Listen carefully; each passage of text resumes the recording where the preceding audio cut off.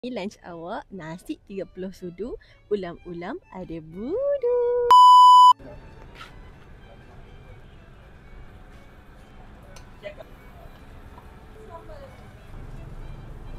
Hari ni awak nak cuba menu makan tengah hari yang baru dekat Arasok. Depan awak ni ada ikan talapia bakar dengan sambal. Yang ini pula ikan bawal bakar kosong. Tapi kau kena cicah dengan air asam dia.